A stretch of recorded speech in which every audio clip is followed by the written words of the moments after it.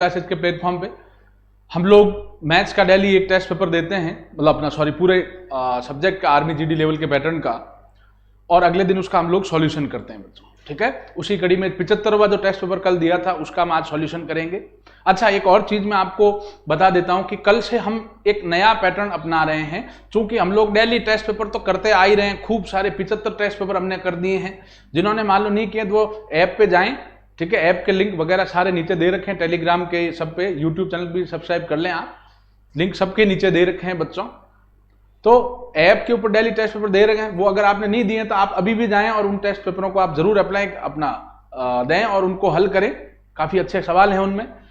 लेकिन बच्चों की कई दिनों से एक डिमांड थी कि सर एक बार वापिस अपना अक्टूबर में एक बार रिवीजन हो जाए, तो उसके लिए कुछ करो। तो हम लोगों ने अब क्या किया, चैप्टर वाइज आपके क्वेश्चन लेके आ जाएंगे, चैप्टर वाइज आपके क्वेश्चन हल करवाएंगे, चैप्टर वाइज आपके टेस्ट पेपर भी अगर आपने ध्यान दिया हो तो ऐप पे हम लोग डाल रहे हैं। काफी चैप्टर तो डाल दिए हैं और कहीं चैप्टर ऐप पे डालने हैं, उनको भी हम रोज एक एक दो चैप्टर डालते रहेंगे। तो आपका 31 अक्टूबर का लक्ष्य लेके एक बार हम आज अपना 1 तारीख है तो कल से 2 तारीख से लेके 27-28 अक्टूबर तक एक बार हम सारे के सारे चैप्टर वाइज टेस्ट पेपर भी कहीं तो डाल दिए, नहीं डाले वो डाल देंगे ऐप पे, निःशुल्क है पूर्णतः, उनको आप दें। और उनमें मान लो कोई भाई ऑप्शन में कोई गलत है या कोई समझ में नहीं आया तो उनके लिए हम उन्हीं सवालों को अगले दिन हम लोग क्या करेंगे, क्लास में हल करेंगे। ठीक है, तो कल मैथ्स का जैसे संख्या पत्ती नंबर सिस्टम जो टेस्ट पेपर है उसको हम लोग सॉल्व करेंगे। समझ रहे हैं बात को। इसी तरीके से साइंस में मान लो पदार्थ है तो चैप्टर वाइज आपका करते रहेंगे ताकि आप हमारे साथ साथ साथ साथ पूरा सिलेबस रिवाइज कर सको। पहले चैप्टर से लेके मैथ साइंस जी के तीनों के पहले चैप्टर से लेके लास्ट चैप्टर तक हर एक का चैप्टर वाइज हम लोग टेस्ट कईयों के दिए में नहीं दिए वो दे देंगे और उनका हर एक का सॉल्यूशन भी इसमें करेंगे बेटा। ठीक है, ये ध्यान दें, तो ये बड़ा फायदेमंद रहेगा आपके। अब 1 + tan स्क्वायर थीटा ये सीधा सूत्र है बच्चों, बराबर क्या होता है sec स्क्वायर थीटा। ये सीधा का सीधा ट्रिग्नोमेट्री का सूत्र है, 1 + tan स्क्वायर थीटा बराबर sec स्क्वायर थीटा। अब अगला प्रश्न है दूसरा,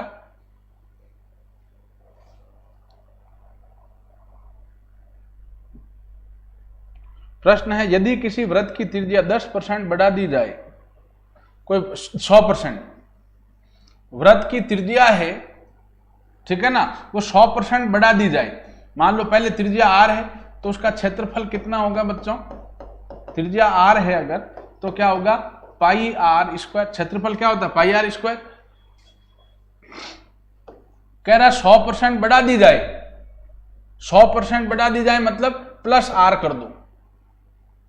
200% कहता था +2r, 300% कहता +3r, 400% कहता +4r, 500% कहता +5r। इतना बढ़ाने का कह रहा है, ठीक है, तो +r कर दिया। 100% कह रहा है तो +r कर दिया बच्चों। ठीक है ना भाई, 100% मतलब +r, 200% +2r, 300% बढ़ाया +3r, 400% +4r। ठीक है, तो 100% r बढ़ाया। अब त्रिज्या कितनी होगी 4r, 2r हो गई।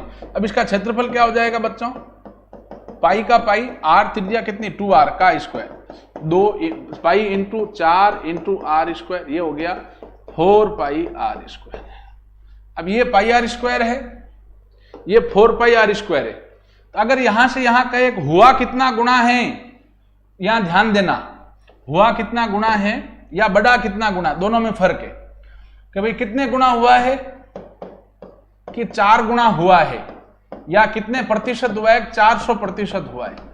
और पूछे बड़ा कितना गुणा, यहां बड़ा पूछा है, हुआ नहीं पूछा है। तो भैया 1 πr² पहले से उससे 4 πr² बड़ा कितना गुणा है भैया, 3 गुणा। 1 πr² तो था, यहां से 4 πr² बड़ा कितना है, प्लस कितना हुआ है 3 πr² प्लस हुआ है बच्चों। तो बड़ा कितना है कि 3 गुणा, या हम इसको क्या कहेंगे 300%। ठीक है, आसान लेकिन अच्छा सवाल था भैया। पहले त्रिज्या r मान ली, कह रहा 100% बड़ा है, ठीक है ना, 100% बड़ा है तो +r, 200% बड़ा है तो +2r, 300% बड़ा है +3r, 400% बड़ा है +4r, 500% बड़ा +5r। r है 100% बड़ा +r कर दिया, 2r हो गया। r से क्षेत्रफल क्या आ जाएगा πr²। अब 2r हुआ है तो 2r ले लिया, उससे हो गया 4πr²। इससे तो आ गया पाई आर स्क्वायर, इससे आ गया 4 पाई आर स्क्वायर। तो भैया पाई आर स्क्वायर से 4 पाई आर स्क्वायर हुआ है, तो हुआ कितने गुना? पाई से 4 गुना हुआ पूछता तो 4 गुना हुआ है 400%। लेकिन हमें पूछा है बड़ा कितना, उसका क्षेत्रफल कितने गुना बड़ा होगा। बड़ा कितना है? हुआ तो 1 से 4 है तो 4 गुना या 400%। हुआ पूछता तो 400% या 4 गुना आता। बड़ा कितना है? 1 से 4 बाद बड़ा तो 3 गुना है बच्चों। बड़ा तो कितने गुना है? 3, तो 3 गुना या 300%। ठीक है, हुआ और बड़े में अंतर ध्यान रखना। हुआ तो 4 गुना 400%, बड़ा कितना? 300 गुना 3%। अब एक सवाल है बच्चों, आसान सवाल है, अच्छा सवाल है, इंपॉर्टेंट आयतन का सवाल है। कह रहा है 3 घन है बच्चों, 3 छोटे छोटे घन है, ठीक है ना। एक की भुजा है 30 सेंटीमीटर,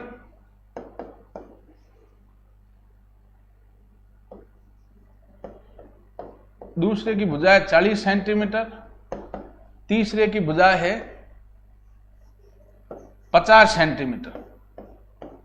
ठीक है, 30, 40, 50 सेंटीमीटर। इनको पिघला के एक बड़ा घन बनाया है बच्चों, पिघला के एक बड़ा घन बनाया है, ठीक है ना। उसकी भुजा नहीं पता तो 1 सेंटीमीटर मान लो। कह रहा है 3 द्रवों से बने हुए 3 घनों जिनकी भुजा क्रमशः 30 सेंटीमीटर, 40 सेंटीमीटर और 50 सेंटीमीटर है, इनको पिघला के एक बड़ा घन बनाया है। तो भैया इन 3 घनों को पिघला के एक बड़ा घन अगर हम बनाएंगे तो इन तीनों घनों का, ये घन जो है, इन तीनों घनों का जो आयतन है वो इसके बराबर ही होगा भैया।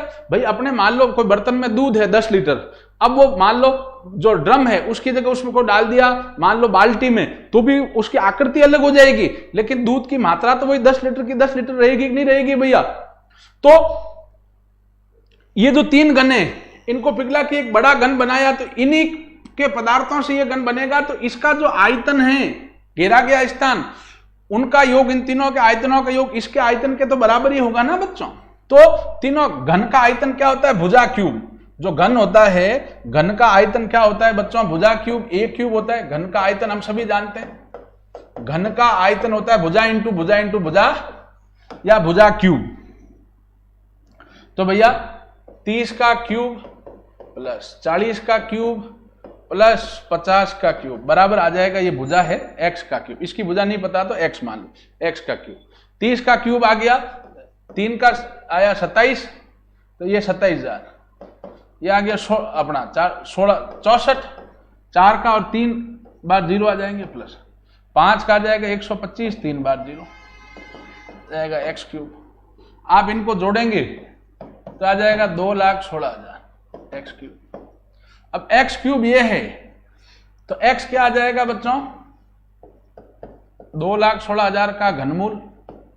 तो भैया 216 का घनमूल कितना है? 4, 3 0 तो उसकी जगह 1 0। सर ये 6, ये 3 0 1, ये आ जाएगा 60 सेंटीमीटर इसकी भुजा आ जाएगी।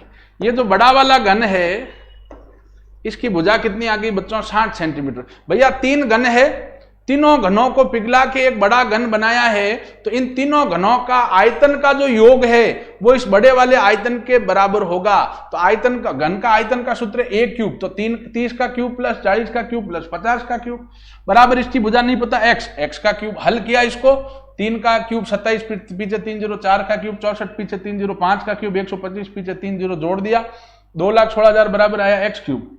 x आ गया 2,16,000, इसका क्यूब रूट वर्ग अपना घनमूल, तो आ गया 60। इसकी भुजा आ गई 60 सेंटीमीटर। हमें क्या इसकी भुजा पूछी? नहीं, हमें पूछा है सतहों का क्षेत्रफल, पृष्ठीय क्षेत्रफल। तो घन का संपूर्ण पृष्ठीय क्षेत्रफल क्या होता है बच्चों? 6a², 6 इंटू 60 इंटू 60 गुणा किया 216, पीछे 2 0, और क्षेत्रफल है तो सेंटीमीटर स्क्वायर। ठीक है, 21,600 सेंटीमीटर। कुछ नहीं किया हमने, केवल घन किया, जोड़बाकी की है। तो याद रखना इसमें कंसेप्ट क्या था कि 3 घनों को पिघला के एक बड़ा घन बनाया, तो इन तीनों घनों का योग, आयतन का जो योग है वो इसके बराबर होगा। इसकी भुजा नहीं पता, x मान के हल किया, x आ गई। जब भुजा x आ गई 60, क्षेत्रफल पूछा, क्षेत्रफल का सूत्र 6a², 6 का 6, a की जगह 60 लिख दिया इंटू 60, ये आ गया। थोड़ा बड़ा सवाल था लेकिन है आसान सवाल। इसमें जोड़ बाकी गुणा भाग और सूत्रों के अलावा कुछ नहीं था। अब अगला प्रश्न है बच्चों, वर्ग संख्या का प्रश्न है। ठीक है, बिल्कुल सही जवाब, कई बच्चों ने आंसर दिया है, वेरी गुड बेटा। चलिए, अब कह रहा बहुत छोटी से छोटी संख्या क्या होगी जिसे 18,265 में से घटाने पर वह पूर्ण वर्ग बन जाए। तो भैया क्या जोड़ा जाए या क्या घटाया जाए, तो उसके लिए क्या करते हैं भैया, हम भाग विधि से हल करते हैं, संक्षिप्त विधि से हल करते हैं। क्या जोड़ा जाए या क्या घटाया जाए, तो पीछे एक तरफ से दो दो का हम लोग जोड़ा बनाते हैं, संक्षिप्त विधि या भाग विधि अपनाते हैं वर्गमूल की। भाई किससे गुणा करें या किससे भाग दें, ऐसा सवाल आता है तब तो उस स्थिति में क्या करते हैं बच्चों, अभाज्य गुणनखंड विधि से करते हैं। वर्गमूल में दो दो का जोड़ा बनता है और घन में तीन तीन का जोड़ा, जो जोड़े में नहीं उसको फिर गुणा करके जोड़े में लाते हैं, या भाग देके जो जोड़े में नहीं उनको हटाते हैं। लेकिन अगर पूछे क्या जोड़ा जाए क्या घटाया जाए, तो संख्या जो है 18,625 है। संक्षिप्त विधि से करने के लिए क्या करेंगे, पीछे एक तरफ से दो दो का जोड़ा बनाएंगे, 65, ये 82, एक में से किसकी वर्ग संख्या जाएगी, एक की, एक लिख दिया, यहां एक लिया वो यहां दो बार लेते हैं, यहां साइड में हमेशा दो बार लेते हैं, इनको जोड़ दिया, एक और एक कितना हो गया, दो, एक की वर्ग संख्या एक लिखो, घटाओ इसमें से 0, फिर उतारा 82। अब दो के बगल में एक लिखते हो, एक से गुणा 21, दो लिखते हो तो 42 आ जाएगा, दो लिखते हो तो दो से गुणा करना, ऐसे करते जाना है। समझ रहे हैं बात को, ये जो दो है, दो के बगल में एक लेते हो तो एक से गुणा, दो लेते हो दो से गुणा, इस तरीके से। ठीक है, तो 4 लोगे तो आपके ज्यादा आ जाएगा। 3 लेके देखते हैं, 23 × 3 9 6 69 आ रहा है बच्चों। तो हमने कितना लिया, 3, यहां 3 लिख दिया, जो यहां लेते हैं वो दो बार लेते हैं, 3 3 लिख दिया, जोड़ दिया, 23 × 3 26, 69 घटाया, पीछे कितना रहा, 13, पूरा जोड़ा उतरेगा बच्चों, एक संख्या नहीं होती थी, पूरा जोड़ा 1365। अब 26 है, 26 के बगल में एक लेते हो वहां तो एक से गुणा करना है, 261, ऐसे दो लेते हो, दो से गुणा, तो आप जब 5 लोगे और 5 से गुणा करोगे, 5 लिया तो 5 से ही गुणा करना है, 5 × 25 5 हसला की 2 6 5 30 तो 32 रुपये, हसला की 3 5 10 3 13 1325 1325 आया, 5 लिया, 5 जोड़ दिया, यहां जोड़ते हैं, आगे होता तो 265 + 5 270, घटाया 40, तो शेष फल कितना आया बच्चों, 40। तो क्या घटाया जाए बच्चा, जो शेष फल आता वही, कि क्या घटाया जाए कि 40 घटाने पर। भैया अभी शेष फल कितना बच रहा है बच्चों, 40, इसका मतलब ये संख्या कितनी ज्यादा है, 40 ज्यादा है। तो अगर इसमें से मैं 40 कम कर दूं, मतलब 40 घटा दूं, तो यहां शेष फल कितना बचेगा, 0, शेष फल 0 बचेगा, मतलब ये पूर्ण वर्ग संख्या हुई कि नहीं हुई बच्चों, हो गई। तो प्रश्न था बच्चों, अच्छा सवाल था, गुणा भाग वाला सवाल तो हम अभाज्य गुणनखंड से करते हैं बच्चों, गुणा भाग का सवाल तो हम अभाज्य गुणनखंड से करते हैं, लेकिन पूछे क्या घटाया जाए या क्या जोड़ा जाए, संक्षिप्त विधि या भाग विधि लेते हैं। 18,265 तब पीछे की तरफ से दो दो का जोड़ा बना दो, 65 82 एक में से किसकी वर्ग संख्या जाएगी, एक की, एक लिख दिया मैंने, या एक लिख दिया, ठीक है, एक एक लिख के जोड़ दिया 2, एक में से एक की वर्ग संख्या घटाई 0, अब पूरा जोड़ा उतरता 82। अब एक एक दो के बगल में एक लेते हो, एक से गुणा, दो लेते हो, दो से गुणा, 3 लेके 3 से गुणा करेंगे 69, 3 लिया तो 3 लिख दिया, घटाया 13। अब 26 के बगल में ये 23 और 3 26 हो गया। अब 26 के बगल में एक लेते हो, 1 से गुणा, दो लेते हो, 2 से गुणा, 5 लेके गुणा किया, 5 से तो 1325, 1325 घटाया, शेष फल आ गया 40। समझ रहे हैं बात को, तो शेष फल जो बचता है वही घटाया जाता है, तो कितना घटाएंगे, 40। अच्छा सवाल था, जरूर करें इसको अगर आपसे नहीं हुआ है तो। चलिए अगला सवाल है बच्चों, रेलगाड़ी का। ये तो सवाल खूब सारे किए हमने। रेलगाड़ी की लंबाई पूछ रहा है इस प्रश्न में, ट्रेन की लंबाई। प्रश्न पढ़ें, एक ट्रेन 40 किलोमीटर प्रति घंटे की रफ्तार से चलती है बच्चों, और कह रहा है एक आदमी 25 किलोमीटर, ट्रेन की चाल दे रखी 40 किलोमीटर प्रति घंटा और आदमी की चाल दे रखी बच्चों 25 किलोमीटर प्रति घंटा से समान दिशा में जा रहे हैं, वो एक ही दिशा में जा रहे हैं। यदि ट्रेन 48 सेकंड में पार करती, समय 48 सेकंड दे रखा है, तो ट्रेन की लंबाई। बेटा जो चीज पूछी जाती है उसको हम x मानते हैं। ट्रेन की लंबाई पूछी है बच्चों हमें, तो ट्रेन की लंबाई हमने मान ली x मीटर। ट्रेन की लंबाई पूछी है तो हमने ट्रेन की लंबाई को क्या मान लिया, x मीटर। ठीक है, ट्रेन की लंबाई x मीटर। अच्छा, अब आप लोग ध्यान दें, दूरी क्या होगी बच्चों? आदमी की लंबाई तो ट्रैक के साथ नहीं होती, आदमी की लंबाई ट्रैक के साथ नहीं होती, तो दूरी अगर एक दे रखी होती, एक लेते हैं, दो है तो दोनों की जोड़, दूरी एक ही दे रखी है, वो बराबर क्या हो जाएगा? ट्रेन की लंबाई, वो बराबर कितनी है? मानी हमने x मीटर। चालें एक है दो है बच्चों? चालें दो दे रखी बच्चों, दो चालें दे रखी होती तो हम क्या लेते हैं बच्चों? सापेक्ष चाल। दो चालें दे रखी, समान दिशा में है, कह रहा है ना ट्रेन और व्यक्ति एक ही दिशा में जा रहे हैं, तो समान दिशा में सापेक्ष चाल क्या लेंगे बच्चों? दोनों का अंतर लेंगे। ट्रेन की 40 की स्पीड है, व्यक्ति की 25 की है, तो 40 माइनस 25 ये कितना आया? 15 किलोमीटर प्रति घंटा। समान दिशा में, देखो दो चालें दे रखी होती तो सापेक्ष चाल लेते हैं, दोनों समान दिशाओं में है तो दोनों का अंतर लेते हैं, दोनों एक ही दिशाओं में है तो दोनों का योग लेते हैं अपना, दोनों समान दिशाओं में है तो अंतर, और दोनों विपरीत दिशाओं में है तो दोनों का क्या लेते हैं? योग। ये समान दिशाओं में एक ही दिशा में अंतर ले लिया, 40 माइनस 25 15 किलोमीटर प्रति घंटा। इसको मीटर प्रति सेकंड में बदलने के लिए गुणा करते हैं 5/18 से, 3 से काटा 5, 3 से काटा 6, 25/6 मीटर प्रति सेकंड, ये चाल आ गई। तब दूरी बराबर क्या होता है बच्चों? चाल इंटू समय। दूरी बराबर होता है चाल इंटू समय। दूरी कितनी दे रखी है अपने को? x बराबर चाल कितनी है? 25/6 इंटू समय कितना दे रखा? 48 सेकंड प्रश्न में दिया है, 48, 6 से काटा इसको, 8 संग 48, अब 25 को 8 से गुणा किया, ट्रेन की लंबाई आ गई बच्चों 200 मीटर। ट्रेन की लंबाई कितनी आ गई? 200 मीटर। कई बच्चों ने आंसर दिया, वेरी गुड, अच्छा सवाल था और बहुत बढ़िया, बधाई के पात्र हैं जिन्होंने आंसर दिया बेटा, बहुत ही अच्छी बात है। चलिए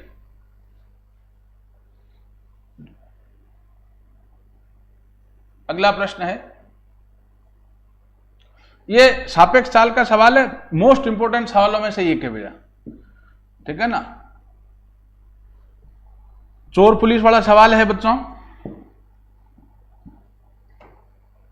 एक चोर कार चुराकर 30 किलोमीटर प्रति घंटे की चाल से, कौन? चोर। एक चोर एक कार चुराकर 30 किलोमीटर प्रति घंटे की रफ्तार से भाग रहा है। यदि पुलिस चोर को 6 घंटे बाद, बारे पुलिस दूसरी गाड़ी जिसकी चाल 50 किलोमीटर प्रति घंटा है से पकड़ना चाहे, तो वह चोर को कितने घंटे बाद, कितने समय बाद तथा कितनी दूरी पर पकड़ेंगे? ये प्रश्न है आसान लेकिन अच्छा इंपॉर्टेंट सवाल है बेटा, जरूर समझे इसको अगर आपसे नहीं हुआ है तो। सुनिएगा, तो सबसे पहले तो चोर द्वारा तय दूरी कितनी हो जाएगी बच्चों? कि चोर की स्पीड है 30, पुलिस 6 घंटे बाद पीछा करना शुरू किया है, तो तब तक वो कितनी दूरी तय कर लेगा? 30 इंटू 6, 3 संग 18, 180 किलोमीटर।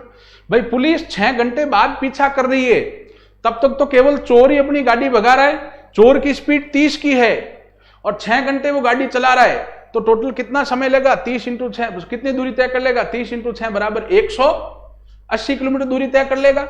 ठीक है, अब अपना 6 घंटे बाद जब पुलिस पीछा करेगी तो सापेक्ष चाल क्या होगी बच्चों? पहली बात तो बताओ, अगर पुलिस पीछा कर रही है ईमानदारी से तो दोनों की दिशा एक ही होगी कि नहीं होगी बच्चों? एक ही होगी। समझ रहे हैं बात को? भाई जिस दिशा में चोर गया उसी दिशा में तो पुलिस की गाड़ी जाएगी, तो समान दिशा में सापेक्ष चाल क्या होगा? दोनों का अंतर, पुलिस की 50 की स्पीड है, चोर की 30, घटाया 20 किलोमीटर प्रति घंटा। भैया दूरी अपने पास है, चाल है अपने पास, समय क्या हो जाता है बच्चों? दूरी बटे चाल, दूरी 180 बटा चाल कितना है? 20। ये आ जाएगा बच्चों आपके पास 9 घंटे। कि भाई पुलिस कितने घंटे बाद पकड़ेगी चोर को? 9 घंटे बाद। अच्छा, और पुलिस को पकड़ने में कितनी दूरी तय करनी पड़ेगी? पुलिस द्वारा तय दूरी कितनी है बच्चों? दूरी क्या होती है? चाल इंटू समय, चाल है 50, समय 9 घंटे, 450, 450 किलोमीटर की दूरी। ये आपका आंसर। आसान सवाल था बच्चा, लेकिन बढ़िया सवाल था। ठीक है, 450 किलोमीटर।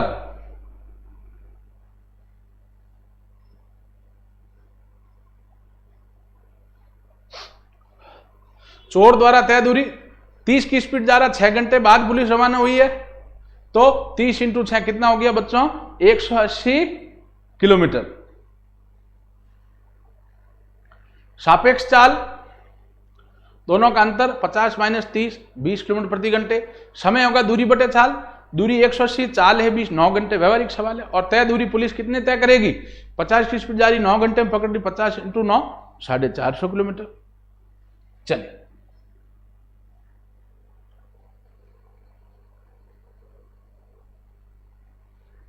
चलिए, अच्छा एक बार मैं इसको तेजी से लिख देता हूं। मैंने इसको पीडीएफ में डालते हैं तो वो मैंने इसको डिलीट कर दिया, तो इसको मैं फटाफट से लिख रहा हूं वापिस। चोर द्वारा तय दूरी वो कितनी हो जाएगी? 30 इंटू 6 180 किलोमीटर। सापेक्ष चाल, समान दिशा में है तो अंतर, मैंने इसको डिलीट कर दिया था, तो पीडीएफ डेली शेयर करते हैं उसमें दिक्कत आ जाएगी, तो वापस बता देता हूं। 50 माइनस 30 20 किलोमीटर प्रति घंटे। फिर समय है दूरी बटे चाल 180 बटे 9,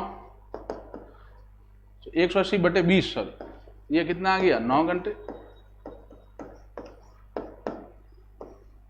पुलिस द्वारा तय दूरी ये कितनी आ जाएगी बच्चों? 50 की स्पीड पुलिस की, 9 घंटे 450, ठीक है, तो मैंने वापस लिख दिया। चलिए अब नेक्स्ट चलते हैं बच्चों। अगला सवाल ध्यान दें, अच्छा सवाल है बच्चों, आसान है लेकिन बढ़िया सवाल है, अलग टाइप का सवाल है, नहीं हुआ है तो जरूर समझें बेटा। सुरेश कह रहा है एक काम को 4 दिन में करता है, महेश 6 दिन में करता है। अब रमेश का कार्य नहीं देके इसने क्या कह दिया, इसको लाइन को समझे बेटा। रमेश की कार्य क्षमता सुरेश की 3/2 भाग है। रमेश की कार्य क्षमता सुरेश से 3/2 भाग है। सुनना, ध्यान दें बेटा, सुरेश 4 दिन में करता है तो 1 दिन का कार्य 1/4, महेश 6 दिन में करता है तो 1 दिन का कार्य 1/6। तो रमेश, अब रमेश जो है वो सुरेश का 3/2 भाग करता है, समझें।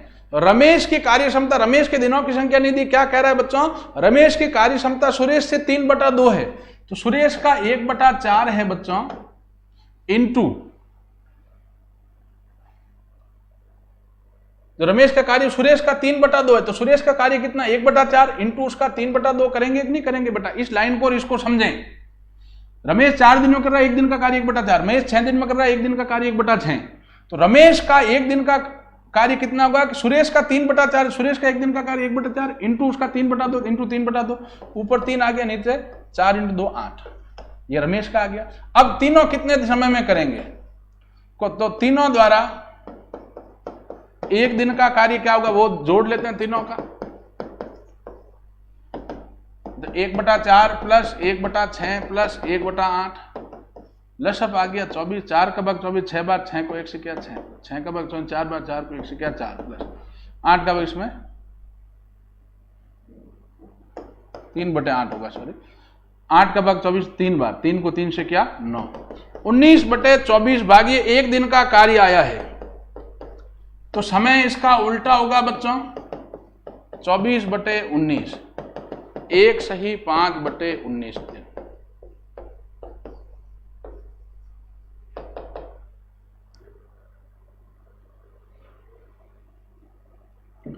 ठीक है, चलिए अगला सवाल। यह सवाल आसान है बिल्कुल बेटा, सूत्र पे आधारित है।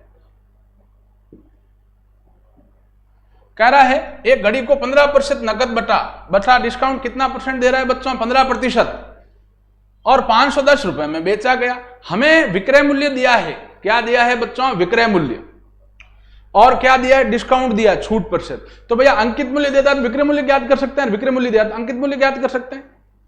तो भैया अंकित मूल्य का सीधा सूत्र क्या होता है बच्चों? विक्रय मूल्य इंटू 100/100 माइनस छूट %। विक्रय मूल्य 510 इंटू 100 बटा 100 माइनस छूट है 15, 510 इंटू 100 बटा 85, 70.85, 70 का 0 का 0, फिर 5 का भाग 60 में 30 में दिया 6 इंटू 100 कितने रुपए आ गया बच्चों? 600 रुपए। तो कुछ नहीं किया इसमें, केवल सूत्र में रखा हमने। अगला प्रश्न है, अच्छा सवाल है, आसान है बिल्कुल, लेकिन इसमें हमें विक्रय मूल्य भी निकालना पड़ेगा और फिर अंकित मूल्य निकालना पड़ेगा। दो सूत्र लगाने, हालांकि हमें दोनों सूत्र पता है, विक्रय मूल्य का भी सूत्र जानते हैं, क्रय मूल्य से कैसे विक्रय मूल्य निकालते हैं और विक्रय मूल्य से फिर अंकित मूल्य कैसे निकालते हैं, ये भी हमने पढ़ा है। कह रहे एक व्यापारी अंकित मूल्य पर 23% बटा देता है, बटा डिस्काउंट छूट कितना देता है? 23%, और लाभ कितना लेता है? 10%, और क्रय मूल्य कितना है? 420। जो प्रश्न में दिया वो समझे। देखें बेटा, हमें दिया है क्रय मूल्य बराबर 420, ठीक है भैया, और लाभ प्रतिशत दिया है 10%। क्रय मूल्य कितना दिया? 420, लाभ प्रतिशत दिया है 10%। तो आप ध्यान रखें, क्रय मूल्य दिया होता तो हम सदैव क्या ज्ञात कर सकते हैं? विक्रय मूल्य। विक्रय मूल्य दिया तो सदैव क्रय मूल्य। तो क्रय मूल्य इंटू 100 प्लस लाभ प्रतिशत बटा 100, क्रय मूल्य 420 इंटू 100 प्लस 10 बटे 100, 420 इंटू 110 बटे 100,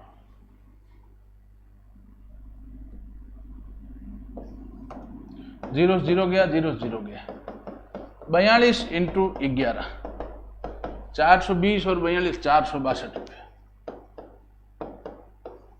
यह आ गया इसका विक्रय मूल्य। अब हमें कह रहा है 23% का वो बटा लेता है भैया। सुनो, तो विक्रय मूल्य कितना है? 462 रुपया, ये हमने ज्ञात कर लिया। छूट प्रतिशत डिस्काउंट कितना है भैया? बटा कितना है वो दे रखा हमें 23%। तो भाई विक्रय मूल्य और छूट प्रतिशत दिया तो हम लोग यहां से अंकित मूल्य ज्ञात कर सकते हैं। क्या ज्ञात कर सकते हैं बच्चों? अंकित मूल्य।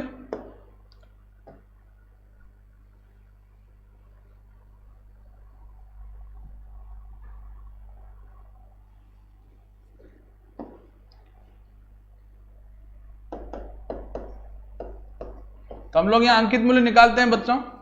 अंकित मूल्य का सूत्र क्या होता है? विक्रय मूल्य इंटू 100 बटा 100 माइनस छूट प्रतिशत। तो विक्रय मूल्य कितना है? 462 इंटू 100 बटा 100 माइनस छूट कितनी भैया? 23। 462 इंटू 100 बटा 77, काटो 11 से, 7 बार 11 से कटेगा, 11 चौक 44, 46 में 44 गया, पीछे रहा 2 लिख दिया, हो गए 22, 22 में 11 के बाद 2 बार, 7 का भाग 42 में 6 बार, हाथ संग 42, 600 रुपया आ गया अंकित मूल्य। तो आसान लेकिन बढ़िया सवाल था। हमें भैया क्रय मूल्य दिया 420 लिख दिया, लाभ प्रतिशत दिया 10%, क्रय मूल्य दिया तो हमने विक्रय मूल्य निकाल दिया 462। अब हमारे पास विक्रय मूल्य 462 है और बटा डिस्काउंट है 23%, तो भैया अंकित मूल्य का सूत्र लगा लिया वापिस। तो हमें यहां से अंकित मूल्य प्राप्त हो गया 600। तो हमें विक्रय मूल्य का सूत्र भी आता है और हमें अंकित मूल्य का भी सूत्र आता है। बस इस एक सवाल में दोनों सूत्र दे दिए, उत्तर आ जाएगा 600 रुपए। अच्छा सवाल था, जिनसे नहीं हुआ वो जरूर समझे, ठीक है। अब ये प्रतिशत का सवाल है, चुनाव वाला, ये तो कई बार कराए हैं बच्चा। 100 मान के करते हैं प्रतिशत के सवाल को। कुल वोट कितने मान लेंगे? 100, ठीक है। अब एक बच्चा कह रहा है सर एग्जाम कब तक होंगे आपके हिसाब से? बेटा अभी हमें, आपको जितना पता है उतना हमें पता है। हाँ, 99% चांस लग रहा है कि 31 अक्टूबर को होगा ही होगा, 99% लग रहा है। और 31 अक्टूबर को नहीं होगा तो 28 नवंबर को हो जाएगा, नवंबर को नहीं तो दिसंबर को हो जाएगा। अपनी तैयारी रखें बेटा, समझ रहे हैं बात को? पेपर हो जाना है। अभी आप अपने आसपास लाइब्रेरी वगैरह में देखते होंगे, रीट वाले कई बच्चे होंगे, उनसे पूछ लेना कि पेपर हो गया? हाँ हो गया। कितने साल से हुआ? 3 साल से। लेकिन अभी भी कई बच्चे क्या कह रहे हैं, अरे यार थोड़ा सा और पढ़ लेता तो कि नंबर अच्छे आ जाते। बच्चों के तो 150 में से 135 आ रहे हैं, किसी के 125 आ रहे हैं। वो बच्चे क्या करें, थोड़ा और लेट हो जाता है या थोड़ा मैं पढ़ लेता तो बेटा समय रुकता नहीं है, समय आ जाएगा, अक्टूबर भी आ जाएगा। आज आ गई 1 तारीख ना अक्टूबर की, तो इसी महीने अब एग्जाम यूं देखो तो अक्टूबर नवंबर में होगा। इन चीजों में न रहें, अपने आप से पूछें क्या आज के टेस्ट पेपर में मैंने दिया 100 में से 100 आ गए क्या? आज के टेस्ट पेपर में 100 में से 100 आए क्या? अगर नहीं आए तो अभी हमें टेस्ट का इंतजार नहीं करना, हमें अभी अपनी तैयारी को और मजबूत करना है। ठीक है बेटा, वक्त आ जाएगा, अपने आप हो जाएगा, ये ध्यान दें बेटा, उसकी चिंता नहीं करनी है आपको। अक्टूबर नहीं नवंबर में हो जाएगा। अब तो कोरोना भी गया, अब तो क्या बहाना देगी इंडियन आर्मी, महीने 2 महीने बाद अपना आप जैसे उनको सहूलियत होगी कराएंगे। ठीक है, पढ़ें बेटा, बस अपनी तैयारी को और पुख्ता करें। एक चुनाव में केवल 2 उम्मीदवार थे, एक उम्मीदवार जिसने 43% मत प्राप्त की। हाँ, ज्यादा चांस 31 अक्टूबर के हैं, 31 अक्टूबर को नहीं होगा तो 28 नवंबर को हो जाएगा। ठीक है ना, सारे टेस्ट पेपर वगैरह हल करें, 100 में से 100 लाने का प्रयास करें, इतनी तैयारी करें आप। एक चुनाव में केवल 2 उम्मीदवार थे, एक उम्मीदवार जिसे 43% अंक प्राप्त हुए। तो सुनिए, अगर मैं कुल मत मान लेता हूं 100, तो भैया हारने वाले को 43% मिल रहे हैं, मतलब 43, तो जीतने वाले को कितने मिलेंगे बच्चों? कुल वोट अगर मैंने 100 माने हैं तो हारने वाले को 43, तो जीतने वाले को 100 - 43 बराबर कितने हो जाएंगे? 57। तो जीत हार का जो अंतर है, तो भाई कितने से हार हुई कितने से जीत हुई, वो क्या हो जाएगा? 57 - 43 बराबर कितना हो जाएगा बच्चों? 14। तो चूंकि 14 मतों से हारने पर कुल है 100 मत, इसलिए 1 से हारने पर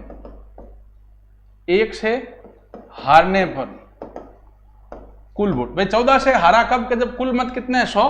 तो चूंकि 14 मतों से हारने पे कुल मत है 100, इसलिए 1 से हारने पे कुल मत है 100/14।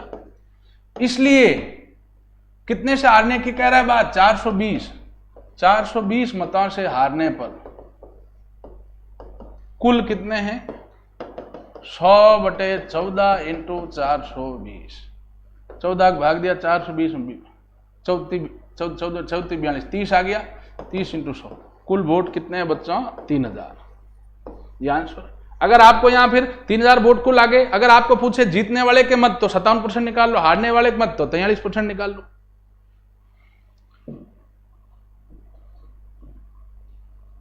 अच्छा सवाल है ये औसत का, ये जो 11वां अभी सवाल ये आया, ये बढ़िया सवाल है बेटा, इसको आप समझिएगा।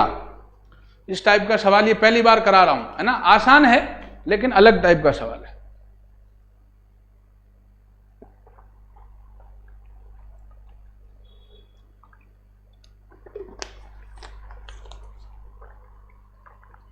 प्रश्न है बच्चों, कह रहा है 100 विद्यार्थियों का औसत वजन 4600। हम सबसे पहले क्या कर लेंगे? 100 विद्यार्थियों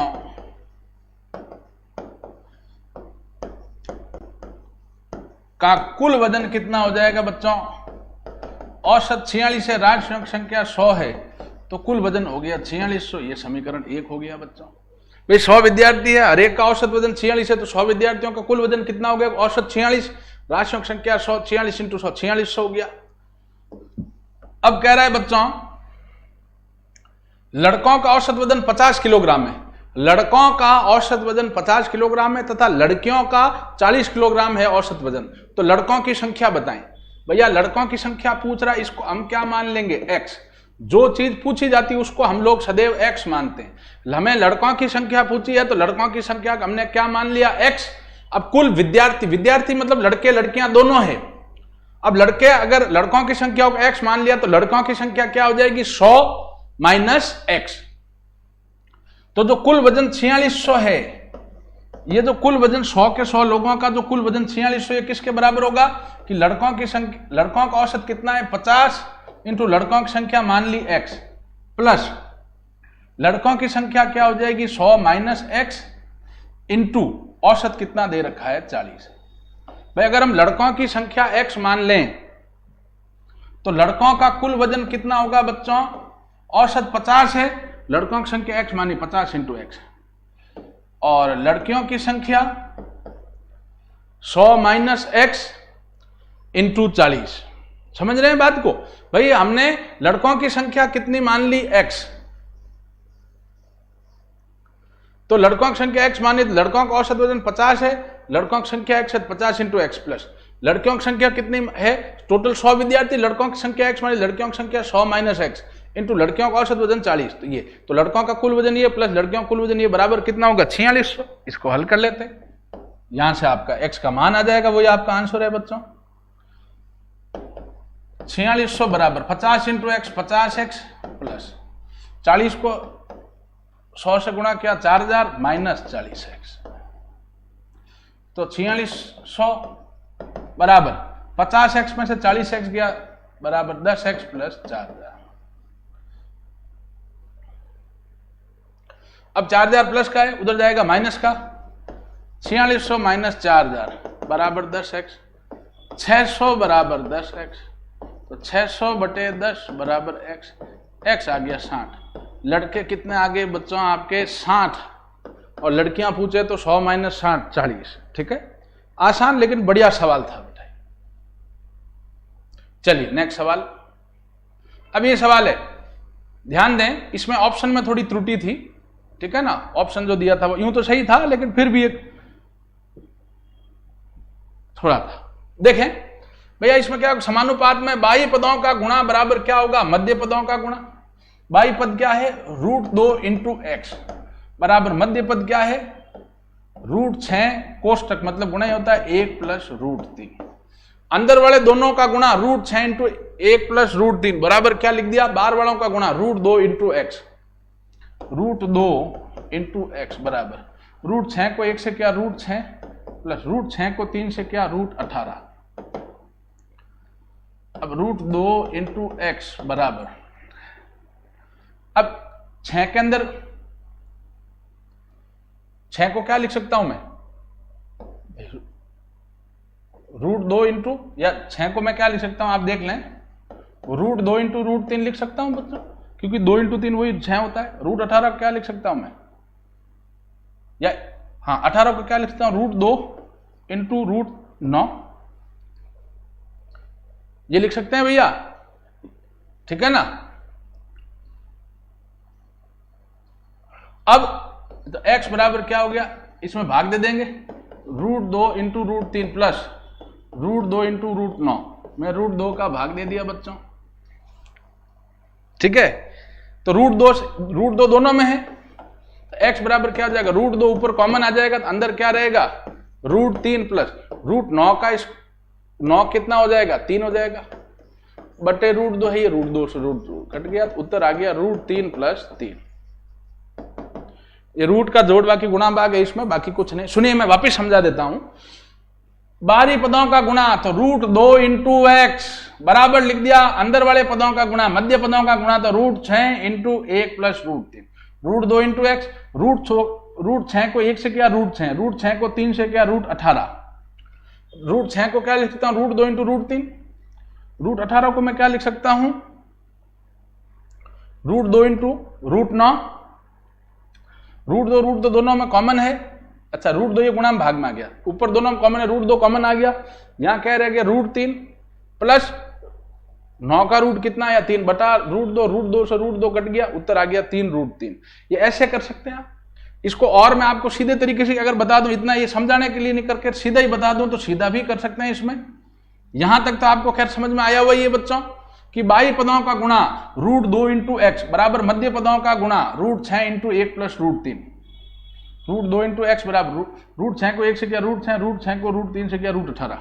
तो x बराबर क्या आ जाएगा? √6 प्लस √18 बटे √2 आ जाएगा बच्चों। √2 का भाग √6 में दिया तो √3, 2 का भाग 6 में दोगे 3, तो रूट का रूट प्लस 18 में 2 का भाग दिया √9, तो √3 प्लस 9 का वर्गमूल कितना आया? 3। 3 √3 को चाहे √3 को, ये आंसर। अच्छा सवाल था, अलग टाइप का था, आसान लेकिन अच्छा सवाल था, समझने जैसा। अब ये प्रश्न है बच्चों,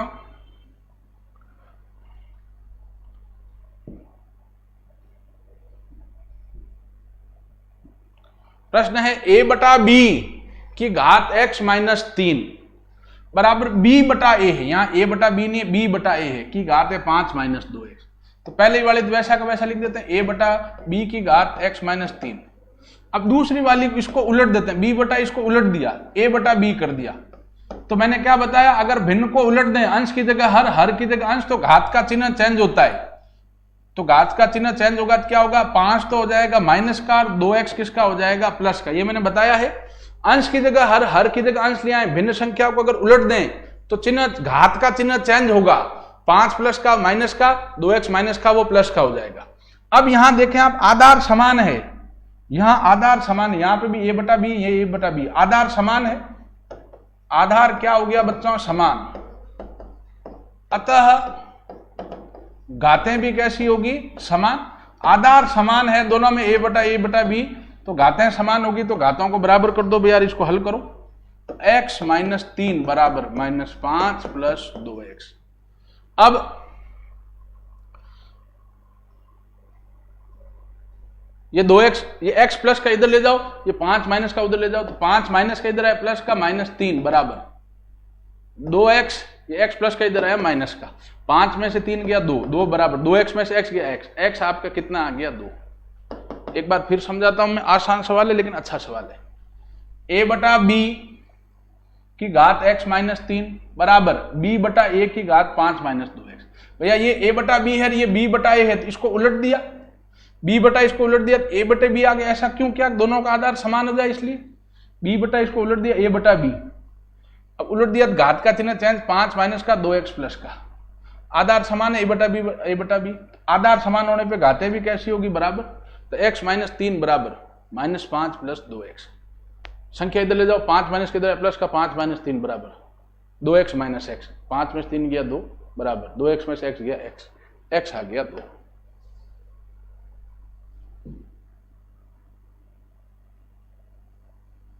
अगला प्रश्न है, आसान प्रश्न है बेटा, ये तो है अच्छा सवाल।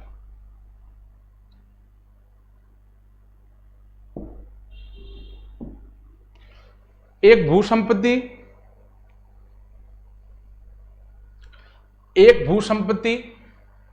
के 4/5 भाग का मूल्य 1680।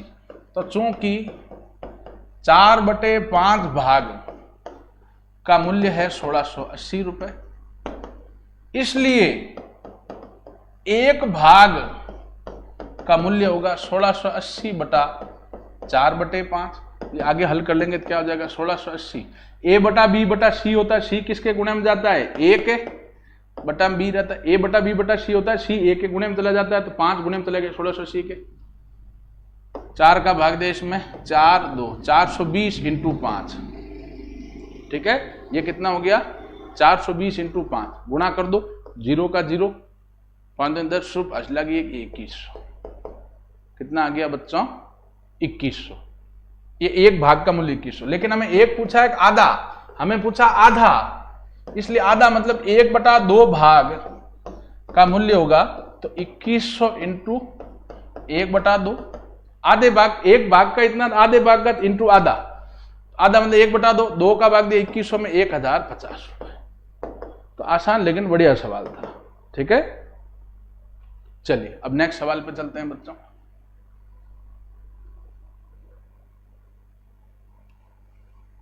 अब ये सवाल है, थोड़ा कैलकुलेशन है इसमें, है आसान, दशमलव का हमें जोड़ बाकी गुणा भाग सब आता है। बड़ा प्रश्न है लेकिन है आसान, करते हैं इसको।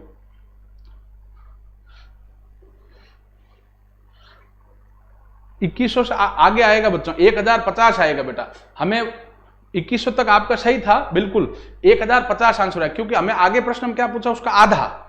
अब प्रश्न है 3.6 इंटू 3.6, तो 3.6 का होल स्क्वायर माइनस 1.4 इंटू 1.4, 1.4 का होल स्क्वायर बटा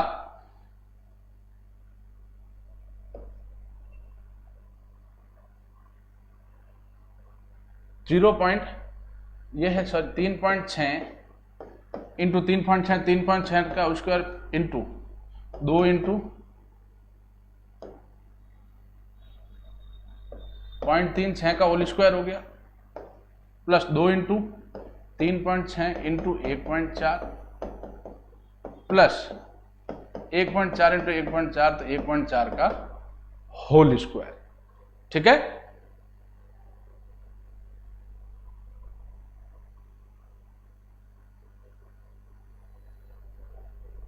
अब आप लोग आगे ध्यान दें बच्चों। अब ऊपर क्या बन रहा है सूत्र, A square minus B square, और नीचे बन रहा है A square plus 2ab plus B square का सूत्र। ठीक है,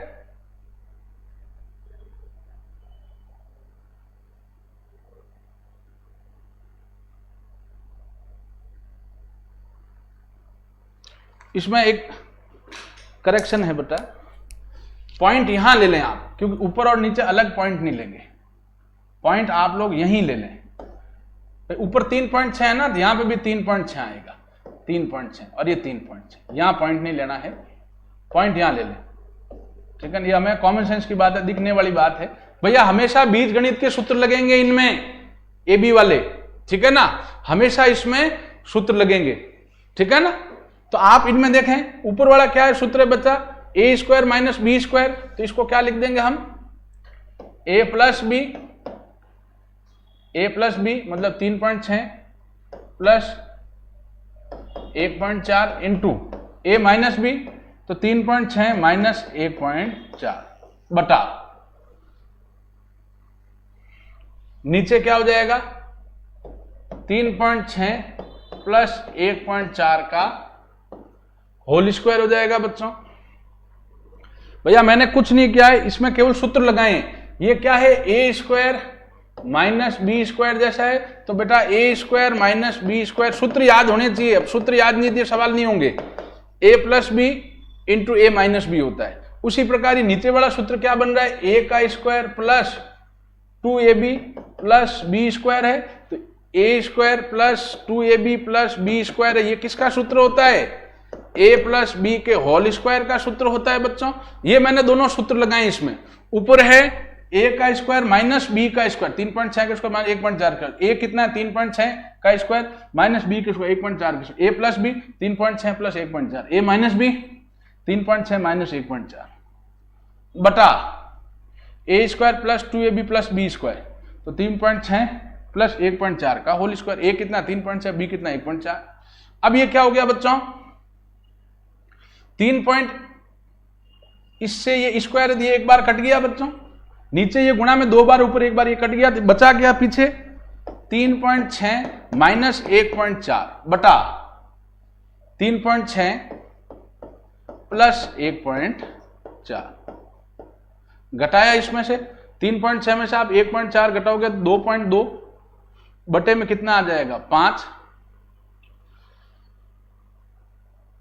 अब 5 का आप इसमें भाग दे दें, आप 5 का जब इसमें भाग देंगे तो ये आपका कितना आ जाएगा, या पॉइंट हटा दो आप, पॉइंट हटाया तो ये कितना आया बच्चों, ऊपर पॉइंट हटाओगे नीचे 1 आएगा, पॉइंट के बाद 1 अंक, तो ये 50 आ जाएगा, 22 बटे 50।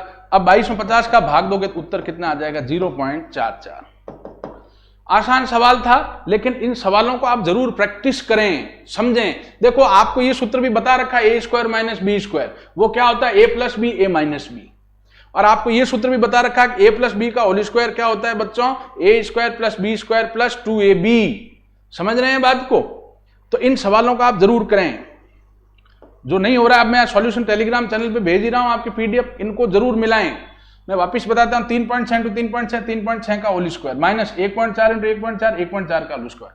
ये करेक्शन है और हमें दिखने वाला सही बात है, क्योंकि ये 3.6, ये भी 3.6 ही होगा, क्योंकि ऊपर नीचे कटेगा हमेशा संख्या।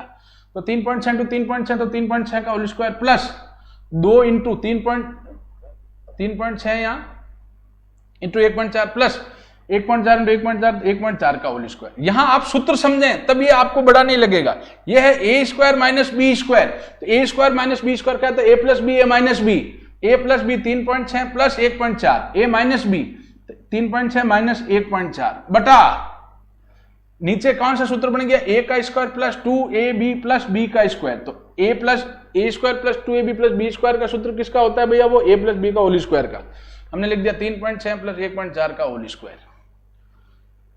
अभी ऊपर एक बार है, ये नीचे 2 बार, उससे ये कट गया, ऊपर रहा 3.6 माइनस 1.4 बटा 3.6 प्लस 1.4, घटाया 2.2, बटा 5, पॉइंट हटाया 22/50, भाग दिया 0.44। बड़ा सवाल था। अच्छा, इसमें लेकिन इस टाइप के सवाल आपको करा रखे हैं, बीज गणित के सूत्र भी बता रखे हैं, दशमलव की जोड़ बाकी गुणा भाग भी आपको बता रखी। अब ये सवाल है, इसमें हमें पूछ रहा है इस आकृति में आयतों की संख्या कितनी है। तो इसमें ट्रिक मैं बता रहा हूं, वो ध्यान दें बेटा। इसमें आयतों की संख्या कितनी याद रखें, ये पूछ रहा मैं। 1 2, आप क्या करो गिनती लिख दो इधर से, 1 2 3, इधर से भी गिनती लिख दो 1 2, इनको जोड़ दो, 1 + 2 + 3 बराबर कितना हुआ 6, इनको भी जोड़ दो, इन तीनों को जोड़ दिया, 1 + 2 + 3 6 आया, इनको भी जोड़ लो, 1 + 2 बराबर कितना आया बच्चों 3। अब जोड़ जो आई उनका गुणा ले लो, 6 × 3 18 आयत होंगे। ये ट्रिक याद रखें बच्चों, मैं हर एक सवाल में ट्रिक बता रहा हूं, आकृतियां गिनने में वगैरह में उन ट्रिक्स को जरूर याद रखें। भाई गिनती लिखो, 1 2 3 कॉलम 3 लिख दिया, 1 2 3, इनको जोड़ो, 1 2 3 को जोड़ा, 1 और 2 3, 3 और 3 6, यहां 1 और 2 लिख दिया, जोड़ो 1 और 2 3, इन दोनों को गुणा कर लो, 6 × 3 18 आयत। चलिए अब हम आगे चलते हैं बच्चों। दर्पण प्रतिबिंब है, ये बिल्कुल आसान सवाल है। दर्पण में मैंने बताया है पेज को उलट देना है।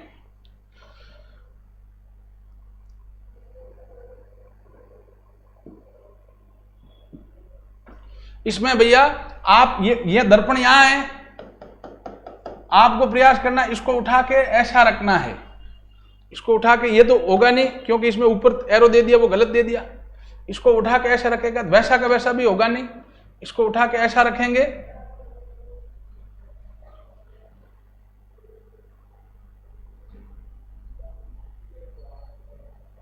अब डी होगा करेक्ट, क्योंकि ये तीर में थोड़ी इसमें है, तो इसमें डी फॉर डॉग बिल्कुल करेक्ट आंसर है।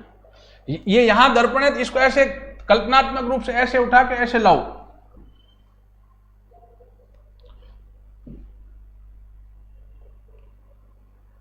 अब एक सवाल है, दर्पण प्रतिबिंब का सवाल है घड़ी का। कह रहा है एक घड़ी में 6:20 हो रखे हैं, एक घड़ी में कितने हैं 6:20। तो दर्पण में देखने पे, तो दर्पण प्रतिबिंब क्या होगा, दर्पण में देखने पे क्या करते हैं बच्चों, कितना दिखेगा दर्पण में, कांच में अगर उसको देखें तो याद रखना है बच्चों हमें 11:60 में से हमें घटा देना है, 11:60 में से हमें क्या करना है बच्चों, घटा देना है। और अगर कोई बड़ी संख्या है 11, जैसे 12 बजकर कुछ है, तो 23:60 में से घटा देना है। ठीक है, 11:60 में से या किस में से घटा देना है बच्चों हमें, 23:60 में से। भाई कई बार 11 से बड़ी बजे 12 बजे रहे तो 23:60 में, नहीं तो 11:60 में से। 11:60, ये ट्रिक याद रखें सीधा, 11:60 में से हमने घटाया 6:20, 11 में से 6 गया 5, 20 में से 60 में से 20 गया 40, तो भैया 5:40। आंसर क्या आ जाएगा, 5:40। ट्रिक याद रखना है, 11:60 या 23:60 में से घटाना है। 11 से छोटी 11:60 में से 12 बजकर कुछ है तो 23:60 में से घटाना है। ठीक है, 5:40। ये ट्रिक याद रखना दर्पण प्रतिबिंब के लिए। अच्छा, अब ये सवाल है, इस टाइप का सवाल मैंने कल भी बताया था कि साधारण वर्ष में, जैसे कह रहा 12 अप्रैल 2017, ये साधारण वर्ष है क्योंकि 2017 में 4 का भाग नहीं जाता है। साधारण वर्ष कौन सा होता है, जो 4 से भाज्य नहीं है। 2017 में 4 का भाग नहीं जा रहा है, तो ये साधारण वर्ष है, एक लीप वर्ष है बच्चों, ये साधारण वर्ष है, इसमें 4 का भाग नहीं जा रहा है। तो 2017 से 2018 की तरफ कह रहा है बच्चों ये चूंकि साधारण वर्ष है, तो साधारण वर्ष में कितने दिन की वृद्धि होती है बच्चों, 1 दिन की। ये शुक्रवार है तो शुक्रवार में +1 होगा। ये कौन सा वर्ष है, अपना साधारण वार में कौन सा दिन है, शुक्रवार, 1 दिन बढ़ेगा, तो आंसर क्या आ जाएगा बच्चों, 12 अप्रैल 2017 को अगर शुक्रवार है तो 12 अप्रैल 2018 कौन सा होगा, 2017 कौन सा वार है, 4 का भाग दिया, 4 का भाग नहीं जा रहा, सामान्य वर्ष है। सामान्य वर्ष है तो अगला वर्ष की 1 तारीख, अगले वर्ष की उसी तारीख को 12 से 12 अप्रैल वही को अपना कौन सा वार होगा बच्चों, शनिवार। और अगर लीप वर्ष होता, मतलब इसमें 4 का भाग जाता तो लीप वर्ष होता, तो कितना जुड़ते 2। सामान्य वर्ष में जस्ट अगले वर्ष में जाते हैं उसी तारीख को तो एक जुड़ता है, लीप वर्ष होता है तो 2 जुड़ता है। साधारण वर्ष में अब कैसे पता करते हैं लीप वर्ष से एक साधारण वर्ष बच्चों, कि लीप वर्ष के अंदर 4 का भाग जाता है, साधारण वर्ष में 4 का भाग नहीं जाता। तो साधारण वर्ष है 2017, 4 का भाग नहीं जा रहा, तो 1 जुड़ेगा, शुक्र प्लस 1 शनि। लीप वर्ष होता तो 2 जुड़ जाता, तो रवि हो जाता। अब ये सवाल लास्ट, निम्न में से कौन सा लीप वर्ष है? भैया लीप वर्ष में किसका भाग जाता है? 4 का। लीप वर्ष की क्या खासियत है? वह 4 से भाज्य होता है, 4 से भाज्य होता है। अब आप लोग 4 का भाग दे दें बेटा, चारों में 4 का भाग दे, इसमें 4 चौक 16, पीछे बचा 3, 9 चौक 36, 38 में से 36 गया, पिछड़ा 2, इसमें 4 का भाग नहीं जा रहा, 4 का भाग देना आता ही आपको। इसमें दिया 17, 4 चौक 16, 17 में 16 कटा, पिछड़ा 1, 10, 10 में गया 2 बार, 4 दूनी 8, पिछड़ा 2, ये इसमें जा रहा है भैया, ये लीप वर्ष है। आप 4 से भाज्य होना चाहिए, वो लीप वर्ष है। इसमें नहीं जाएगा वैसे, इसमें भी आप देख लो, 4 चौक 16, पीछे बचा 3, 9 चौक 36, 37 में 36 के पीछे 18, इसमें भी नहीं जा रहा, तो आंसर आपका बी हो गया 1704। 4 से भाज्य होना चाहिए, जो 4 से भाज्य हो वो लीप वर्ष है, अन्यथा वो साधारण वर्ष है। ठीक है, तो इस प्रकार बच्चों हमने आज का टेस्ट पेपर हल कर लिया। अब हम लोग आपके लिए कल से एक नया सिस्टम लेकर आ रहे हैं बच्चों, हमसे जुड़ें। ठीक है, और हर एक चैप्टर वाइज आपके टेस्ट पेपर खूब सारे पहले से ऐप पे डाले हुए हैं। अच्छा, उनमें मैं खुद मानता हूं कुछ सवालों में, कुछ ऑप्शनों में मानवीय त्रुटि के कारण कुछ ऑप्शनों में गलतियां हैं, उनको हम लगातार करेक्ट कर रहे हैं, और कुछ दिनों में आपके वो एक भी गलती आपके किसी में भी नहीं होगी, और उसमें फिर भी कोई गलती या डाउट है तो आपका यहां हम हल कराएंगे। तो जो नंबर सिस्टम, कल जो संख्या पद्धति है, कल से हम थोड़ा पैटर्न चेंज कर रहे हैं। बच्चों की रिक्वेस्ट थी कि सर टेस्ट पेपर तो डेली हमने कोई 50, 60, 70 पेपर दे दिए हैं, अब हम चाह रहे हैं सर एक बार हमारा अक्टूबर में वापस पूरा रिवीजन हो जाए हर एक चैप्टर का। तो आप क्यों ना चैप्टर वाइज आप क्वेश्चन कराएं, तो उससे हमें पढ़ने में, रिवीजन में, आपके साथ साथ रिवीजन में हमें फायदा मिलता है। और उस चैप्टर वाइज कराने में क्या होता है, एक चैप्टर से बनने वाले लगभग सारे सवाल आपके नजरों से निकल जाते हैं। ठीक है ना, तो हम लोग कल से क्या कर रहे हैं बेटा, जीके वाले सर मान लो जीके में ज्योग्राफी शुरू कर दी कि भाई वो सबसे पहले मान लो ज्योग्राफी शुरू करी तो ब्रह्मांड, विश्व भूगोल, उस पर पढ़ना शुरू कर दिया। हर एक चैप्टर वाइज जैसे आपका सिलेबस है वैसा हर एक चैप्टर लेके उस पर इंपोर्टेंट क्वेश्चन आपके डिस्कस करते जाएंगे। मैथ्स में भी मैं संख्या पद्धति से, उसके बाद वर्गमूल, घनमूल, उसके बाद लसम मसम, पूरा सिलेबस आपका वापिस खींच लूंगा। साइंस में भी मान लो अगर सर ने केमिस्ट्री शुरू करी तो पदार्थ, फिर परमाणु, फिर अपना आवर्त सारणी, फिर धातु, अधातु, सारा का सारा कंप्लीट सिलेबस आपका हम लोग कवर करवा लेंगे अक्टूबर में बेटा। ठीक है, तो हमसे जुड़े रहें। टेलीग्राम चैनल जो है उसको ज्वाइन नहीं किया तो ज्वाइन करें, इसके लिंक नीचे दे रखे हैं बच्चों डिस्क्रिप्शन बॉक्स में। यूट्यूब चैनल को सब्सक्राइब नहीं किया, सब्सक्राइब करें। ठीक है, और ऐप पे डेली टेस्ट दें। जो भी टेस्ट पेपर आपका है उसमें कुछ, मैं खुद कह रहा हूं कि कुछ जल्दबाजी में हमने ये बनाया है आप लोगों के लिए, तो हो सकता है उसमें कुछ त्रुटियां, हम उस पर काम भी कर रहे हैं, तो आपके उनको हम करेक्ट कर लेंगे। और फिर भी कोई दिक्कत है वैसे ही हम अगले दिन सॉल्यूशन करा रहे हैं, वहां तो आपको पूरा हर एक क्वेश्चन का पोस्टमार्टम ही कर रहे हैं आपके लिए। ठीक है, तो इन क्लासों से जरूर जुड़ें और हमारे साथ साथ पूरा रिवीजन करें। अब हम कल से चैप्टर वाइज क्वेश्चन आपके लेते हुए आएंगे। ठीक है ना, ताकि आपकी तारतम्यता बनेगी कि भैया अभी ये चैप्टर चल रहा है, इसके इतने इतने क्वेश्चन है, और वो आप भी साथ साथ में मिला सको ऐसे। ठीक है, धन्यवाद बच्चों।